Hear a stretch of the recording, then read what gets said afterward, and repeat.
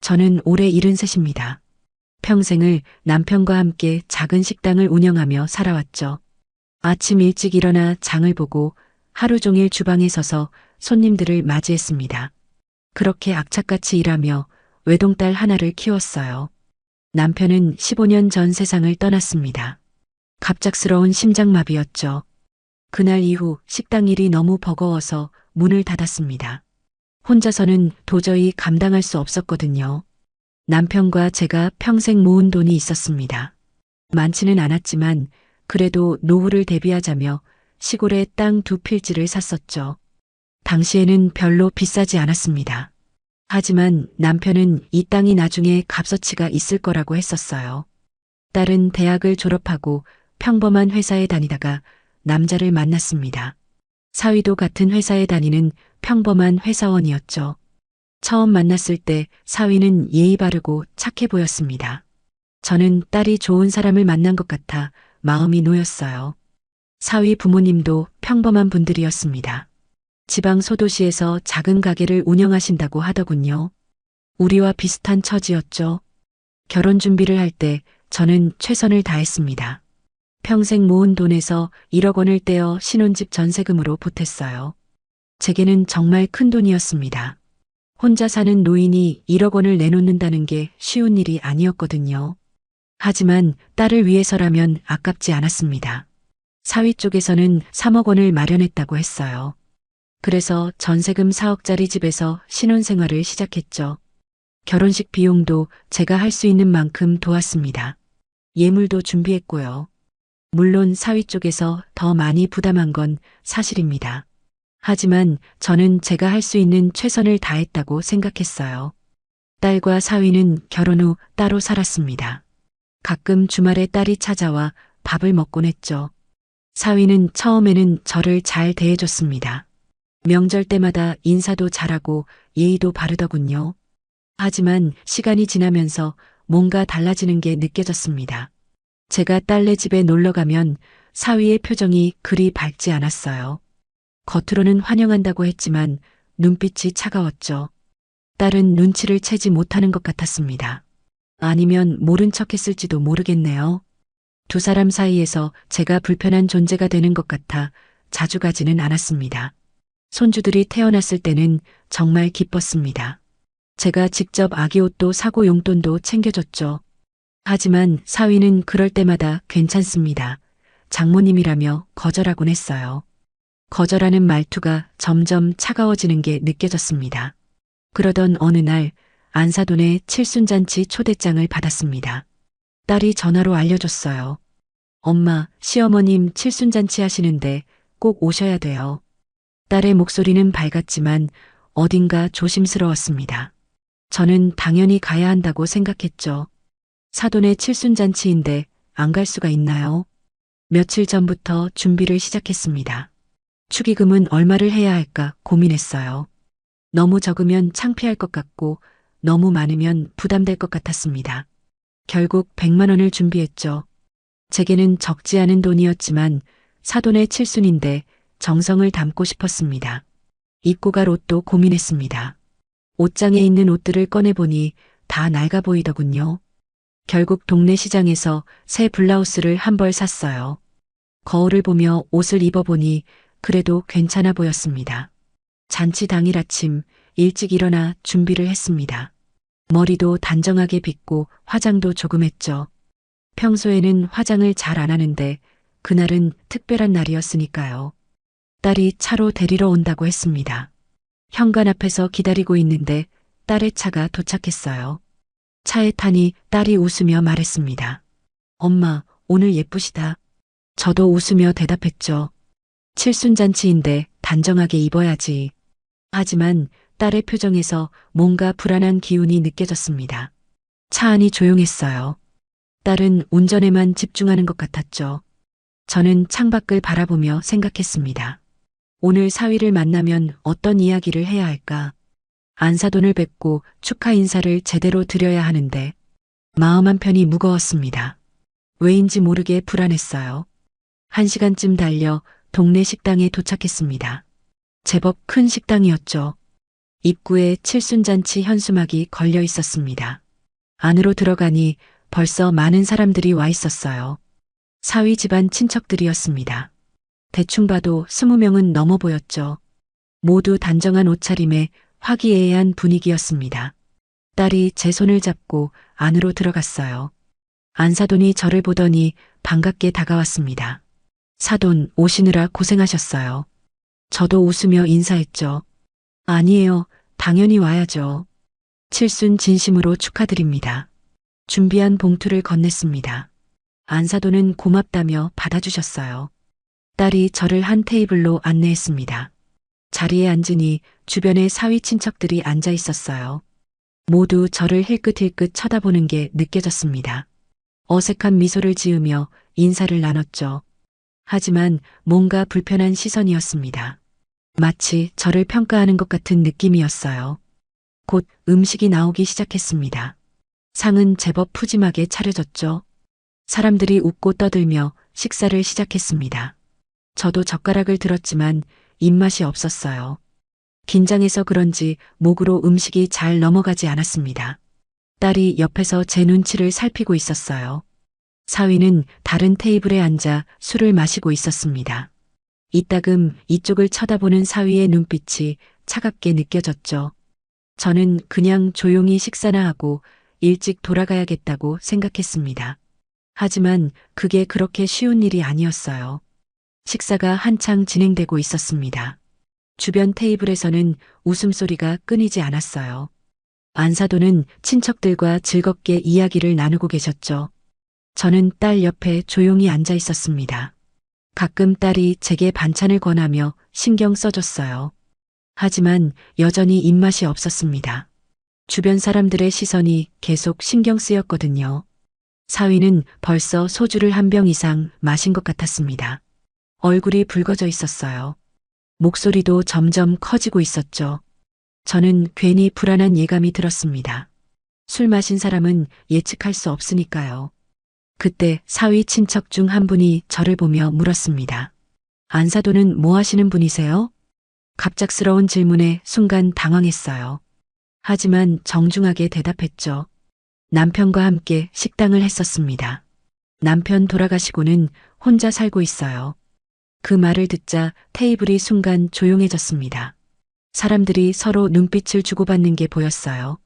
무슨 의미인지는 모르겠지만 편한 시선은 아니었습니다. 저는 고개를 숙이고 물을 한 모금 마셨어요. 딸이 제 손을 살짝 잡아줬습니다. 괜찮다고 신경 쓰지 말라는 의미였죠. 하지만 분위기는 이미 이상해진 뒤였습니다. 사위가 갑자기 저희 테이블로 걸어왔어요. 비틀거리는 걸음걸이였습니다. 술에 꽤 취한 것 같았죠. 딸이 긴장한 표정으로 사위를 쳐다봤습니다. 사위는 제 맞은편 의자를 끌어당겨 앉았어요. 그리고 저를 똑바로 쳐다보더니 말했습니다. 장모님, 솔직히 저희 결혼할 때 제대로 도와주신 거 있으세요? 그 말에 주변이 다시 조용해졌습니다. 모두가 이쪽을 쳐다보고 있었어요. 제 얼굴이 화끈거렸습니다. 손이 떨려서 물컵을 꽉 쥐었죠. 딸이 황급히 말했습니다. 여보, 무슨 소리야? 지금 술 마셔서 그래? 하지만 사위는 딸의 말을 무시했습니다. 계속 저를 노려보며 기다리고 있었어요. 저는 떨리는 목소리로 대답했습니다. 결혼준비금도 모아서 줬잖니. 내가 할 수 있는 최선을 다했어. 그 말에 사위가 비웃듯 웃었습니다. 정말 믿을 수 없는 표정이었어요. 그리고 목소리를 높여 말했죠. 신혼집 전세금 4억 중에 장모님이 주신 게 겨우 1억 원이었어요. 주변 사람들이 웅성거리기 시작했습니다. 제 귀가 멍했어요. 사위는 멈추지 않았습니다. 나머지 3억은 저희 집이 다 마련했죠. 어머님 도움 없이 말이죠. 저는 할 말을 잃었습니다. 제가 낸 1억 원이 겨우라는 말에 가슴이 무너져 내렸어요. 그 돈이 얼마나 큰 돈인지 사위는 모르는 것 같았습니다. 혼자 사는 노인이 평생 모은 돈에서 1억을 떼어낸다는 게 얼마나 힘든 일인지요. 딸이 울먹이며 말했습니다. 여보, 제발 그만해. 엄마가 얼마나 힘들게 모은 돈인데.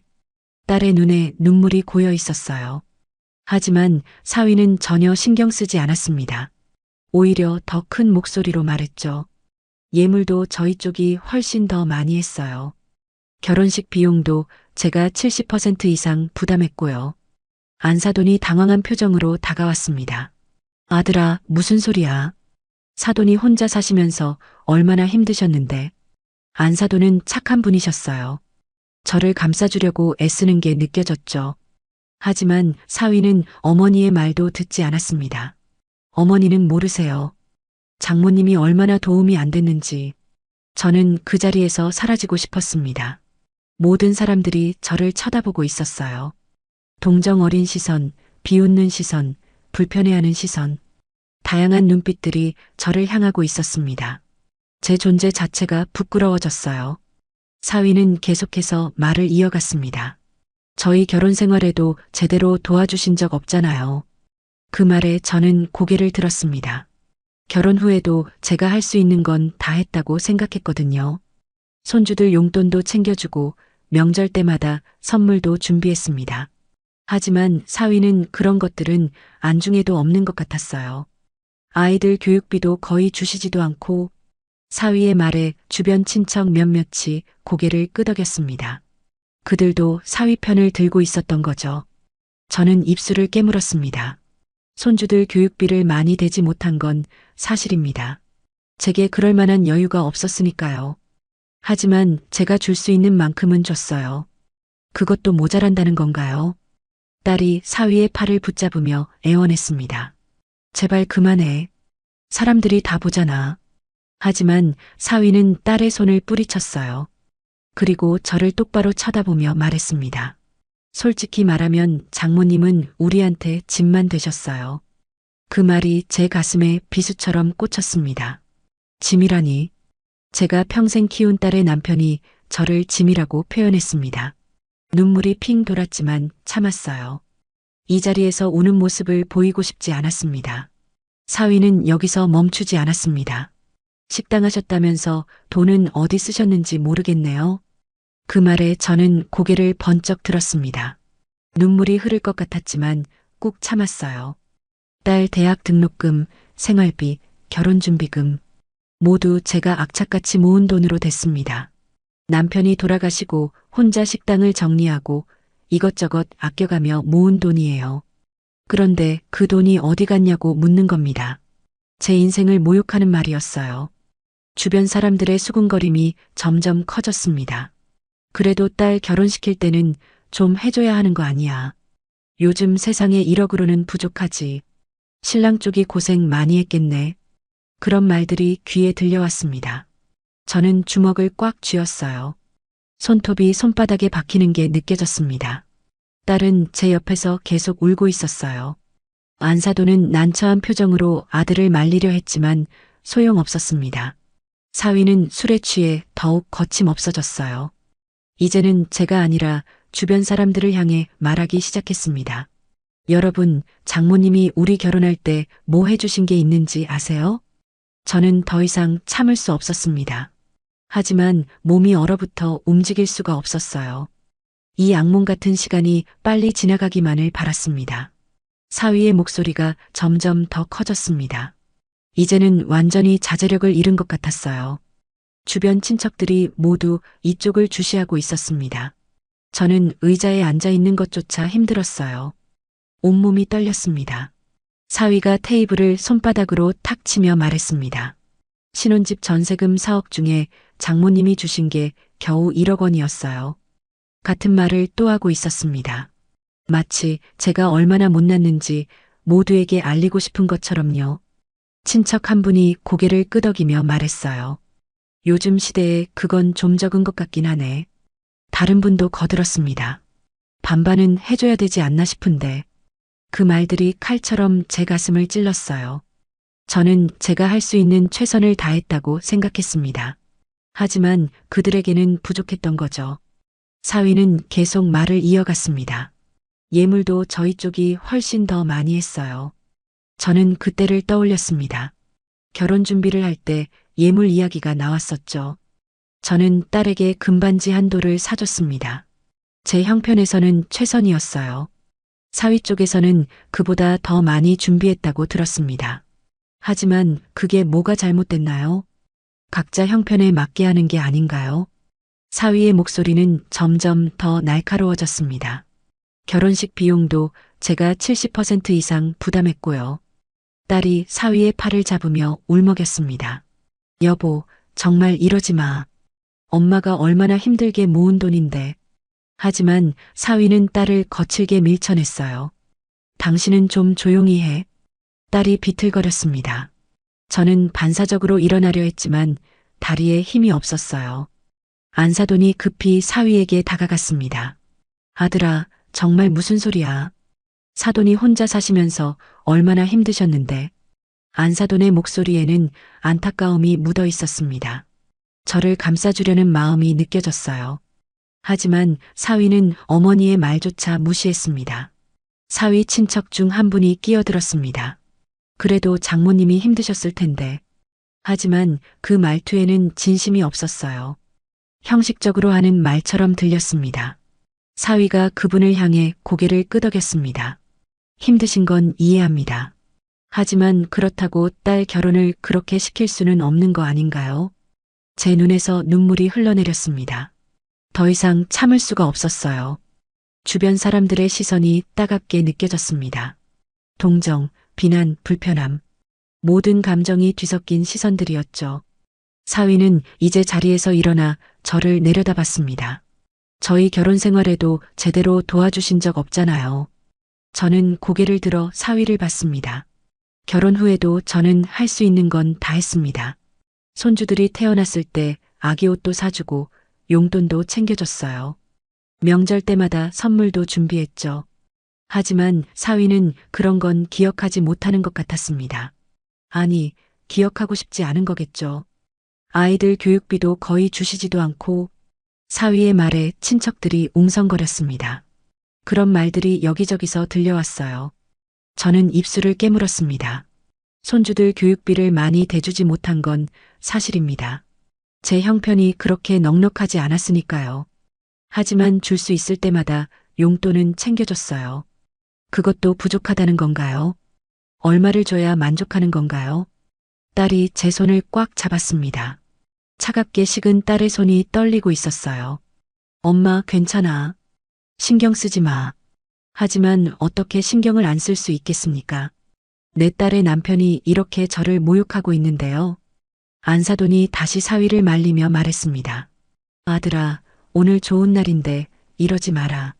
술이 좀 된 것 같은데 사돈한테 얼른 사과드려. 하지만 사위는 어머니 말을 듣지 않았어요. 오늘이 좋은 날이니까 솔직하게 말하는 겁니다. 그리고 저를 다시 쳐다봤습니다. 그 눈빛에는 경멸이 담겨 있었어요. 저는 더 이상 그 자리에 있을 수 없었습니다. 사위가 천천히 자리에서 완전히 일어섰습니다. 저를 내려다보는 그 시선이 얼음장처럼 차갑더군요. 주변 사람들도 모두 숨을 죽이고 지켜보고 있었어요. 무슨 일이 벌어질지 모두 알고 있는 것처럼요. 저는 의자를 붙잡고 있었습니다. 손에 힘을 잔뜩 주지 않으면 쓰러질 것 같았거든요. 사위가 입을 열었습니다. 장모님, 그 목소리는 낮았지만 또렷했어요. 식당 앞 모든 사람들이 들을 수 있을 만큼이요. 저는 고개를 들어 사위를 봤습니다. 사위의 얼굴에는 어떤 망설임도 없었어요. 이제 저희한테 오시지 마세요. 그 한마디가 제 심장을 얼어붙게 만들었습니다. 딸이 비명처럼 소리쳤어요. 뭐라고? 하지만 사위는 전혀 개의치 않았습니다. 오히려 더 분명하게 말했죠. 저희는 저희끼리 잘 살 수 있으니까요. 잔치장이 완전히 조용해졌습니다. 포크 소리, 숟가락 소리, 아무것도 들리지 않았어요. 모두가 이 장면을 지켜보고 있었습니다. 저는 그 순간이 너무나 길게 느껴졌어요. 시간이 멈춘 것 같았습니다. 딸이 사위 앞으로 달려갔습니다. 여보, 정신 차려. 지금 무슨 짓을 하는 거야? 딸의 목소리는 떨리고 있었어요. 울음이 섞여 있었죠. 사위는 딸을 보며 차갑게 말했습니다. 나는 정신 멀쩡해.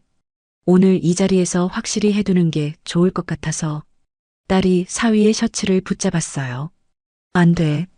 이럴 수 없어. 엄마는 내 엄마야. 하지만 사위는 딸의 손을 뿌리쳤습니다. 그 힘에 딸이 비틀거렸어요. 저는 반사적으로 일어나려 했습니다. 하지만 다리에 힘이 들어가지 않았어요. 안사돈이 급히 사위에게 다가갔습니다. 아들아, 제발. 이러지 마라. 안사돈의 얼굴에는 당황함이 역력했어요. 저는 그 말들을 듣고 있는 게 너무 괴로웠습니다.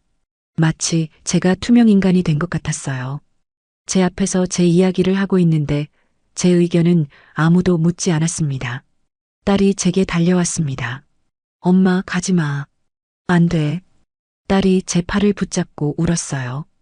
눈물이 줄줄 흘러내리고 있었습니다. 저도 눈물이 났지만 참았어요. 이 자리에서 무너지고 싶지 않았습니다. 마지막 자존심만은 지키고 싶었죠. 사위가 딸에게 다가왔습니다. 당신은 좀 빠져 있어.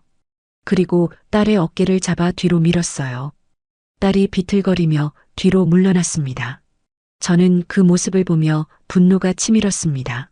하지만 동시에 무기력함도 느꼈어요. 제가 뭘 할 수 있겠습니까? 이미 모든 게 끝난 것 같았습니다. 사위가 저를 똑바로 쳐다보며 말했습니다. 앞으로 저희 집에도 오지 마시고 연락도 하지 마세요. 그 말이 마지막 일격이었습니다. 제 가슴이 무너져 내리는 것 같았어요. 저는 아무 잘못도 하지 않았는데 제가 문제가 있는 사람이 되어버렸어요. 딸이 다시 사위 앞으로 갔습니다. 여보, 제발. 엄마는 내 엄마야.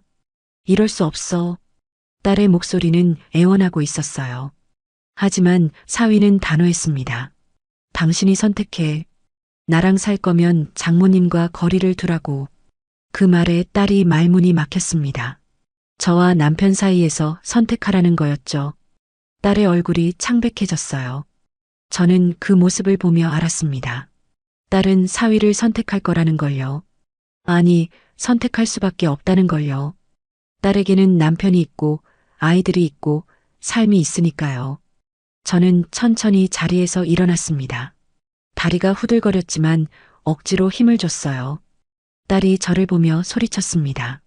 엄마, 안 돼. 가지 마. 하지만 저는 고개를 저었습니다. 더 이상 이 자리에 있을 수 없었어요. 이미 제 자존심은 산산조각 났습니다. 하지만 마지막까지 당당하게 나가고 싶었어요. 저는 떨리는 목소리로 말했습니다. 사돈. 안사돈이 저를 보며 눈물을 글썽였어요. 사돈, 미안합니다. 우리 아들이 술을 너무 마셔서. 하지만 저는 고개를 저었습니다. 괜찮습니다. 그리고 가방을 집어들었어요. 딸이 제 옷자락을 붙잡았습니다. 엄마, 제발. 이러지 마. 딸의 눈에서 눈물이 폭포처럼 쏟아지고 있었어요. 저는 딸의 손을 조심스럽게 떼어냈습니다. 너는 내 가정을 지켜야지. 그리고 안사돈을 향해 다시 말했습니다. 사돈, 칠순 진심으로 축하드립니다. 제 목소리는 놀랄 만큼 차분했어요. 하지만 속으로는 온몸이 부서지는 것 같았습니다. 안사돈이 제 손을 잡으려 했습니다. 사돈, 정말 미안합니다. 하지만 저는 손을 거뒀어요. 더 이상 이 자리에 머물 수 없었습니다.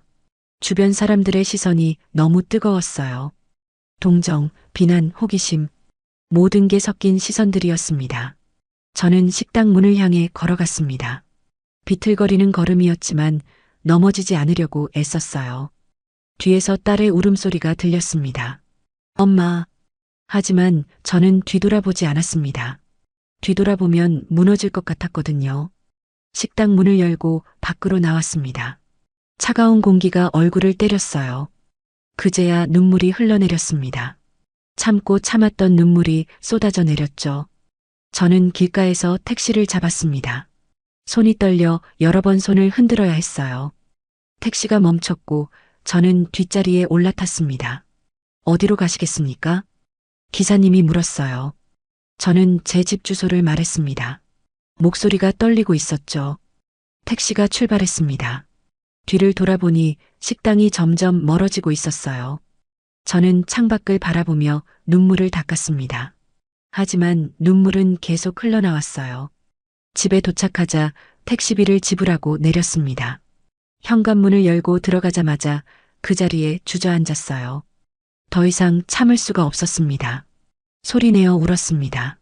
평생을 살면서 이렇게 모욕당한 적은 처음이었어요. 제가 뭘 잘못했나요? 딸을 사랑하고 최선을 다해 키운 게 잘못인가요?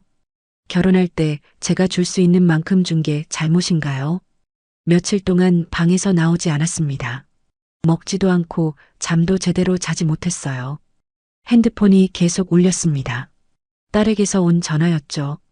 하지만 받을 힘이 없었습니다.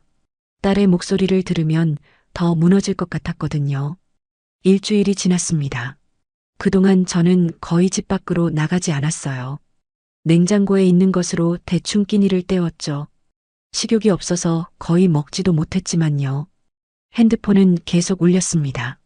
딸에게서 하루에도 서너 번씩 전화가 왔어요. 하지만 저는 받지 않았습니다. 문자도 수십 통 와 있었죠. 읽지는 않았지만 알림창에 보이는 첫 줄만 봐도 내용을 알 수 있었어요. 엄마 미안해. 엄마 전화 좀 받아. 엄마 걱정돼. 하지만 저는 딸과 이야기할 준비가 되지 않았습니다. 어느 날 아침 초인종이 울렸어요. 딸이 찾아온 것 같았습니다. 엄마 나야. 문 좀 열어줘. 딸의 목소리가 문 밖에서 들려왔어요. 저는 침대에 누워 천장만 바라봤습니다. 일어날 힘이 없었어요. 딸이 한참을 문을 두드렸습니다. 엄마 제발 한 번만 얘기하자. 하지만 저는 대답하지 않았어요. 결국 딸은 돌아갔습니다. 발소리가 점점 멀어지는 게 들렸죠. 그날 오후 딸에게서 문자가 왔습니다. 이번에는 읽어봤어요. 엄마 남편이 술 마셔서 그랬어. 평소에는 안 그래. 이해해줘. 제발. 저는 핸드폰을 던져버리고 싶었습니다. 이해하라고요. 제가 받은 모욕을 어떻게 이해하나요? 며칠 뒤 딸이 다시 찾아왔어요. 이번에는 더 오래 문을 두드렸습니다. 엄마, 나 여기서 안 갈 거야. 문 열어줘. 딸의 목소리에 울음이 섞여 있었어요. 저는 마음이 약해졌습니다. 천천히 일어나 문 쪽으로 걸어갔죠. 문을 열자 딸이 눈물범벅이 된 얼굴로 서 있었어요. 엄마. 딸이 제게 안겼습니다. 저는 딸을 안고 한참을 서 있었어요. 거실로 들어와 마주 앉았습니다. 딸이 먼저 입을 열었어요. 엄마, 정말 미안해. 남편이 술을 너무 마셔서 그랬어. 저는 딸을 보며 물었습니다. 그게 변명이 되니? 딸이 고개를 숙였어요. 남편도 지금 되게 후회하고 있어. 엄마한테 사과하고 싶대. 저는 웃음이 나왔습니다. 쓴웃음이었죠. 그래서 내가 온 거니? 내 남편 대신 사과하러? 딸이 당황한 표정을 지었어요. 그게 아니라 엄마.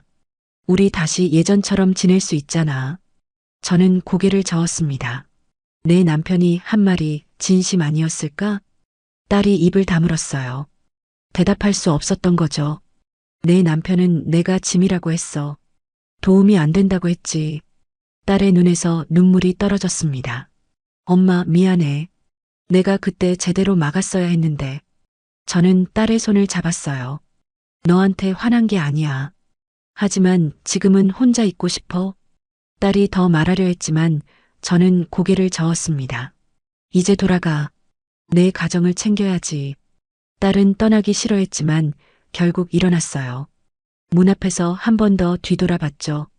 엄마, 곧 다시 올게. 하지만 저는 대답하지 않았습니다. 딸이 떠나고 나서 저는 다시 혼자가 됐어요. 집안은 너무 조용했습니다. 시계 소리만 똑딱똑딱 울리고 있었죠. 며칠이 더 지났습니다. 어느 날 저녁 텔레비전을 켰어요. 아무 생각 없이 채널을 돌리다가 뉴스가 나왔습니다. 지역개발 소식을 다루고 있었어요. 귀를 기울이지 않고 있다가 익숙한 지명이 들렸습니다. 제가 땅을 가지고 있는 지역이었어요. 급히 볼륨을 높였습니다. 앵커가 말하고 있었죠. 이번 신도시 개발 확정으로 해당 지역 땅값이 급등할 것으로 보입니다. 제 심장이 빠르게 뛰기 시작했어요. 화면에는 개발 예정 지역 지도가 나왔습니다. 제 땅이 있는 곳이 빨간색으로 표시돼 있었어요. 저는 벌떡 일어났습니다. 오랜만에 느끼는 활력이었죠. 서랍에서 땅 문서를 꺼냈어요. 남편이 살아계실 때 함께 산 땅이었습니다. 남편은 이 땅이 언젠가 가치가 있을 거라고 했었죠. 여보, 이 땅 잘 보관해둬. 우리 노후 대비야. 남편의 목소리가 귀에 들리는 것 같았어요. 다음 날 아침 일찍 집을 나섰습니다.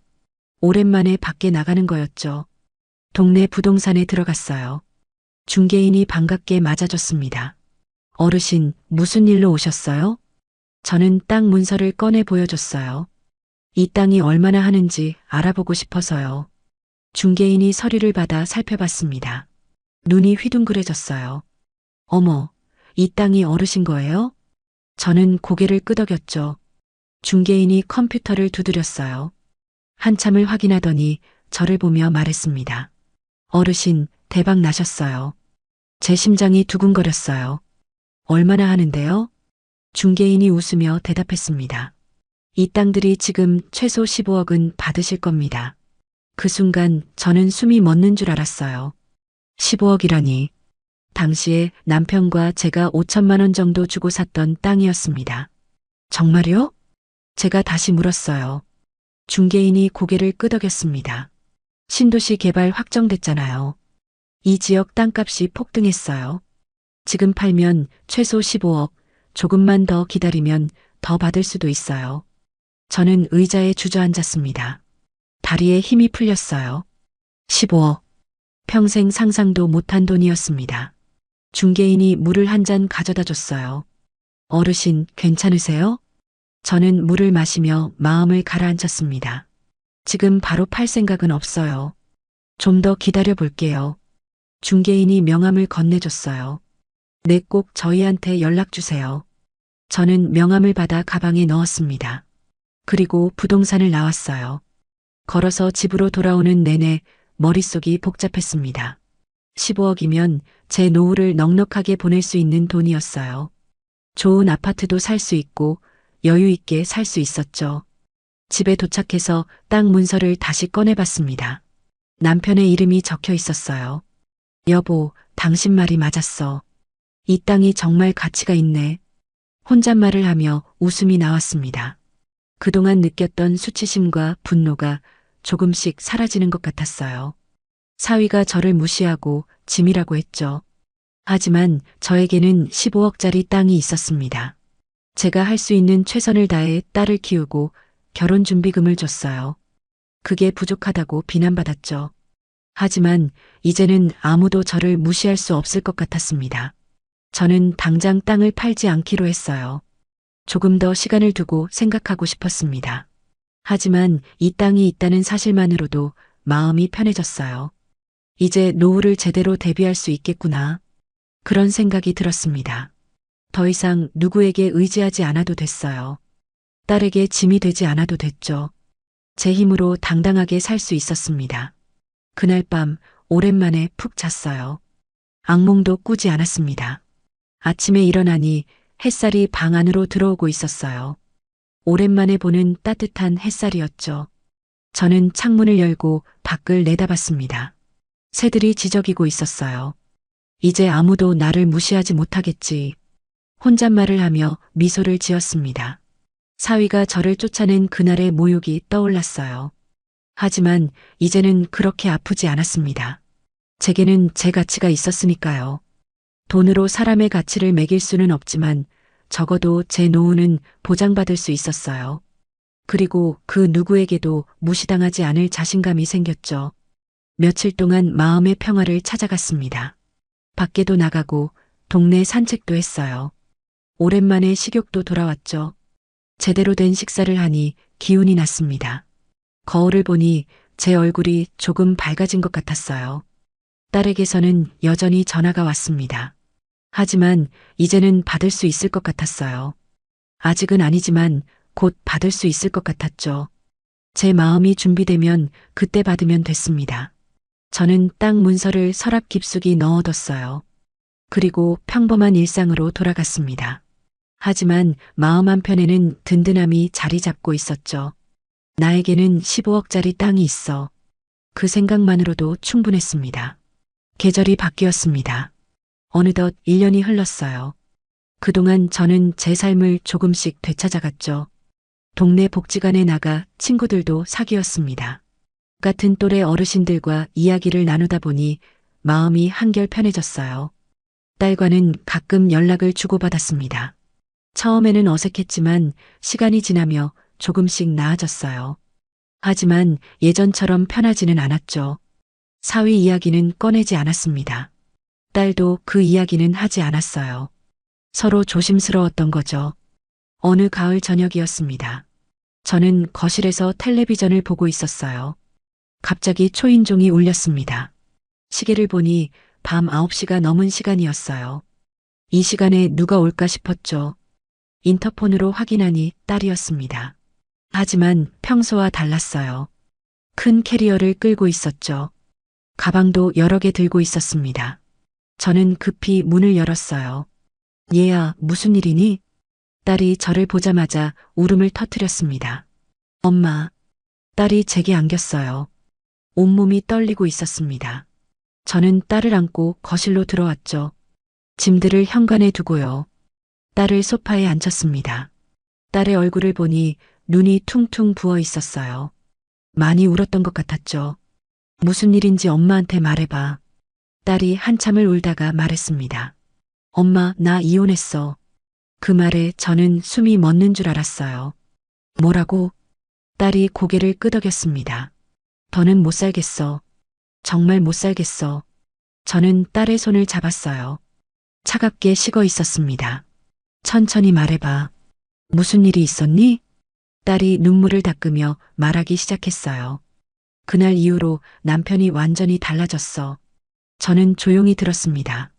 처음에는 엄마한테 미안하다고 했어. 술 마셔서 실수했다고. 딸의 목소리가 떨렸어요. 나도 그 말을 믿고 싶었어. 우리 가정을 지키고 싶었거든. 저는 딸의 손을 더 꽉 잡았습니다. 하지만 얼마 안 가서 본색이 드러났어. 딸이 한숨을 쉬었어요. 남편은 나한테도 똑같이 했어. 엄마한테 했던 것처럼. 제 가슴이 철렁 내려앉았습니다. 뭘 어떻게 했는데? 딸이 울먹이며 대답했어요. 집안일 조금만 못하면 욕했어. 밥이 맛없다고, 집이 더럽다고. 저는 숨을 참으며 들었습니다. 친정에서 뭘 해준 게 있냐고 계속 말했어. 사람들 앞에서도. 딸의 눈에서 눈물이 또 흘렀어요. 시댁 식구들 앞에서 나를 무시했어. 내가 친정 복이 없다고. 제 주먹이 불끈 쥐어졌습니다. 참고 살려고 했어. 아이들 때문에라도. 딸이 제 손을 꽉 잡았어요. 근데 어느 날 아이들 앞에서 나를 때렸어. 저는 벌떡 일어났습니다. 뭐라고? 딸이 고개를 끄덕였어요. 저녁을 조금 늦게 차렸다고 뺨을 때렸어. 아이들이 다 보는 앞에서. 제 온몸이 부들부들 떨렸습니다. 그날 나는 결심했어. 이제 못 참겠다고. 저는 딸을 끌어안았습니다. 미안해, 얘야. 엄마가 미안해. 딸이 제 품에서 울었어요. 한참을 그렇게 있었습니다. 딸의 울음소리가 조금 잠잠해지자 저는 물었어요.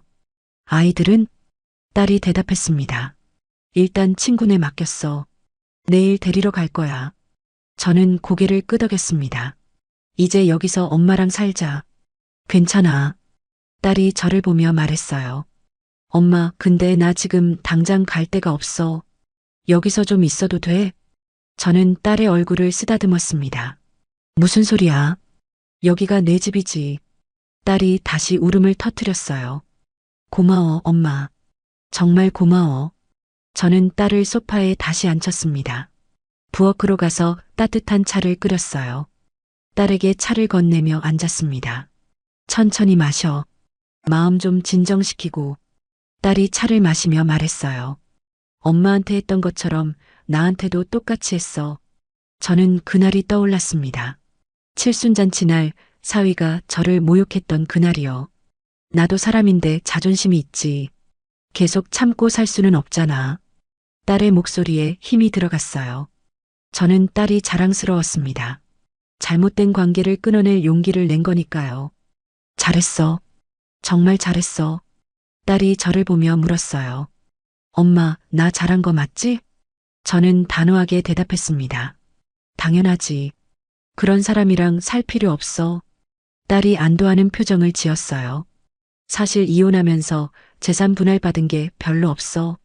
저는 고개를 저었습니다. 그런 건 중요하지 않아. 내가 안전하면 됐어. 딸이 걱정스러운 표정으로 말했어요. 근데 엄마, 내가 여기 얹혀 살면 부담되지 않아? 저는 웃으며 대답했습니다. 무슨 소리야? 엄마한테 땅이 있잖아. 딸이 고개를 갸웃했어요. 땅? 저는 서랍으로 가서 땅 문서를 꺼냈습니다. 딸에게 보여주며 말했죠.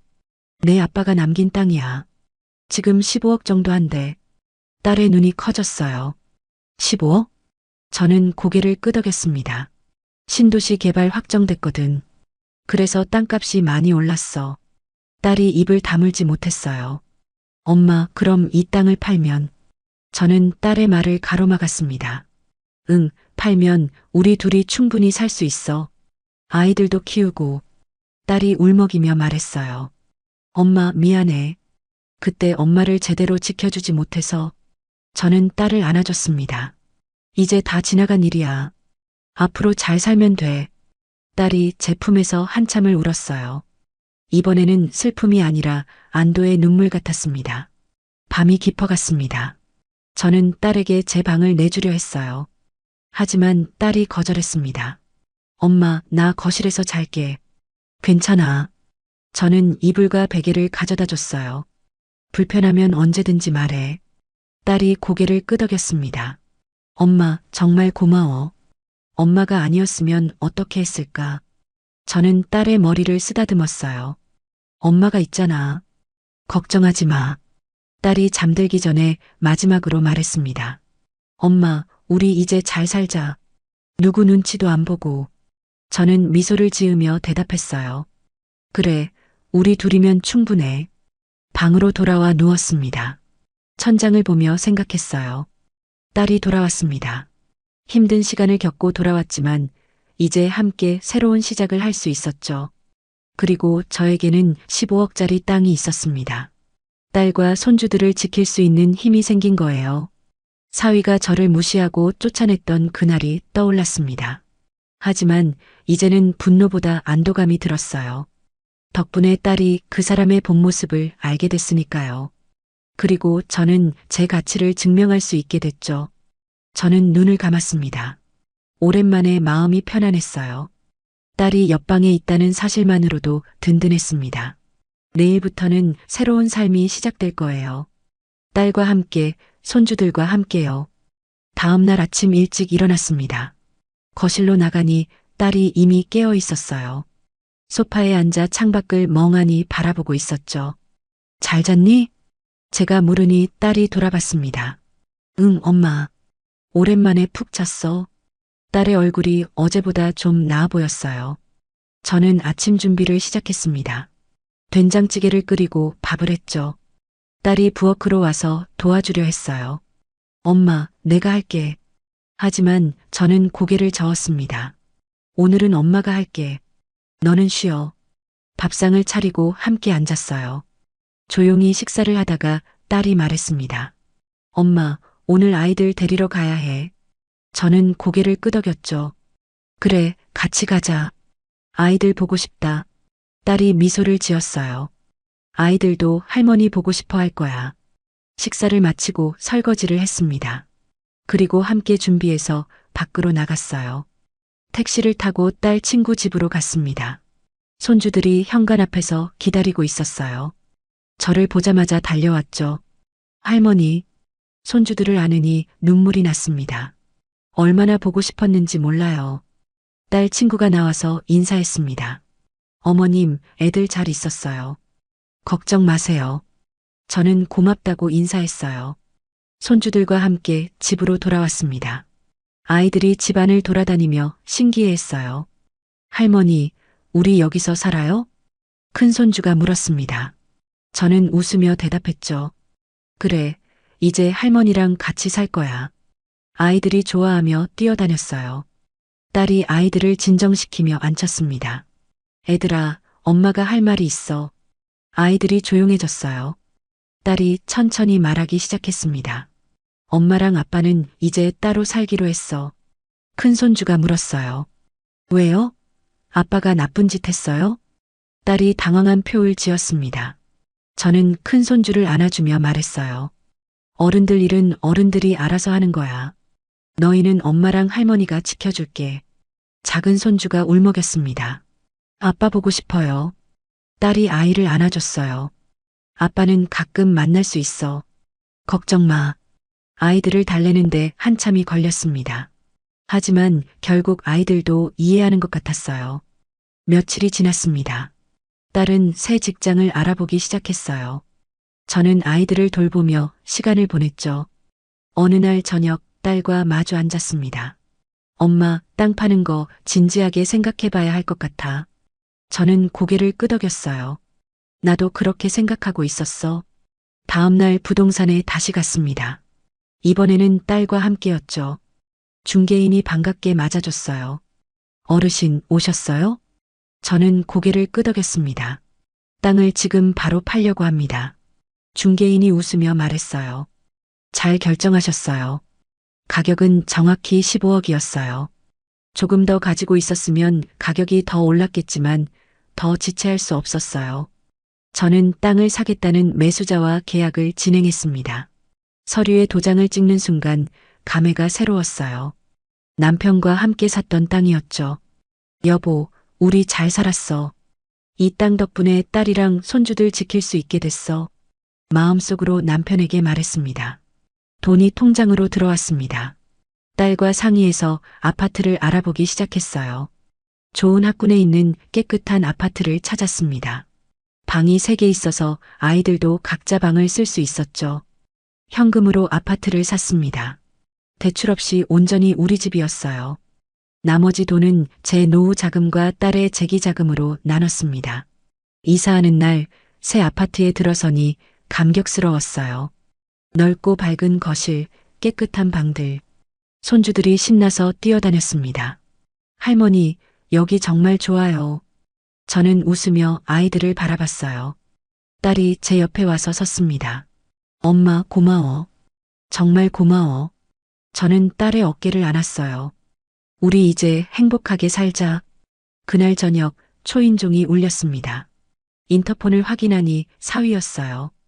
딸이 긴장한 표정을 지었습니다. 엄마, 전 남편이야. 저는 딸을 보며 물었어요. 문 열어줄까? 딸이 고개를 끄덕였습니다. 한 번은 만나야 할 것 같아. 문을 열자 전사위가 서 있었어요. 많이 초췌해 보였습니다. 장모님, 전사위가 고개를 숙였어요. 저는 냉정하게 대답했습니다. 무슨 일이지? 전사위가 무릎을 꿇었어요. 장모님, 제가 잘못했습니다. 저는 팔짱을 끼고 사위를 내려다봤습니다. 지금 와서 사과하면 다 용서되는 줄 아는 거니? 전사위가 눈물을 흘렸어요. 다시 한 번만 기회를 주세요. 제가 정말 잘못했어요. 딸이 앞으로 나왔습니다. 이미 늦었어. 나는 결정했어. 전사위가 딸을 보며 애원했어요. 여보, 제발. 아이들 생각해서라도. 하지만 딸은 단호했습니다. 아이들은 내가 잘 키울 거야. 당신 없이도. 전사위가 저를 다시 봤어요. 장모님, 제발 설득 좀 해주세요. 저는 차갑게 웃었습니다. 설득? 자네가 나를 짐이라고 했을 때 생각나나? 전사위의 얼굴이 창백해졌어요. 칠순잔치 날 사람들 앞에서 나를 모욕했을 때 기억나나? 전사위가 머리를 조아렸습니다.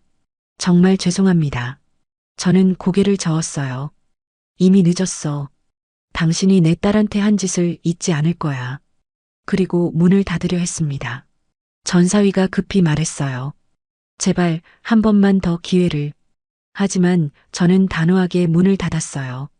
딸이 제 손을 잡았습니다. 엄마, 괜찮아? 저는 고개를 끄덕였어요.